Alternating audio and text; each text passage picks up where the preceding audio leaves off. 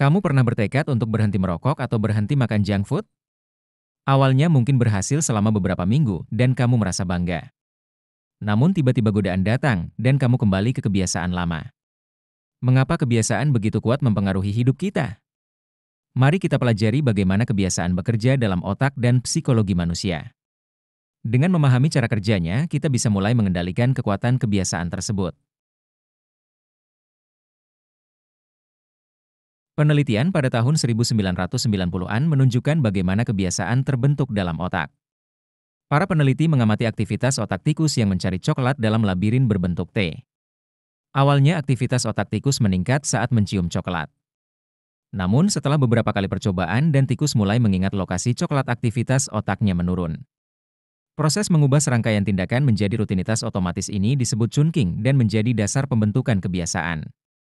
Kebiasaan terdiri dari 3 bagian loop, yaitu isyarat lingkungan pemicu tindakan rutinitas yang dilakukan dan hadiah yang didapat. Kebiasaan sangat kuat tertanam dalam otak, bahkan orang dengan kerusakan otak parah masih bisa mempertahankan kebiasaan lamanya. Kebiasaan sulit dihentikan karena otak kita mengembangkan kecanduan akan hadiah di akhir loop kebiasaan. Penelitian pada monyet bernama Julio menunjukkan bahwa otaknya mulai menantikan hadiah jus blackberry bahkan sebelum menerimanya. Antisipasi inilah yang menjadi dasar neurologis dari hasrat dan menjelaskan kuatnya kebiasaan. Kabar baiknya, hasrat ini juga bekerja untuk membentuk kebiasaan baik.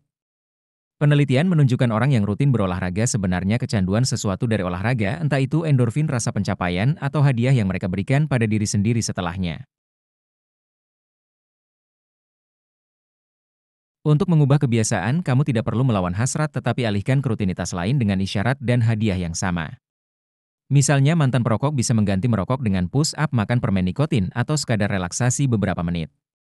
Alcoholics Anonymous menggunakan metode ini dengan meminta peserta mengidentifikasi apa yang mereka inginkan dari minum alkohol, biasanya relaksasi, dan persahabatan, lalu menyediakan rutinitas baru untuk memenuhi keinginan tersebut. Namun penelitian menunjukkan metode ini saja tidak cukup, perlu ada keyakinan akan perubahan agar bisa bertahan saat menghadapi tekanan hidup. Beberapa kebiasaan yang disebut kebiasaan kunci lebih penting karena dapat menciptakan efek positif di area lain. Seperti CEO Alcoa Polonil yang fokus pada keselamatan kerja sebagai prioritas utama dan berhasil meningkatkan profit perusahaan 5 kali lipat. Untuk individu, mencatat makanan secara detail bisa menjadi kebiasaan kunci yang memicu perubahan gaya hidup lebih sehat. Kebiasaan kunci bekerja dengan memberikan kemenangan kecil awal yang mudah dicapai dan membangun keyakinan bahwa perubahan lebih besar mungkin dilakukan.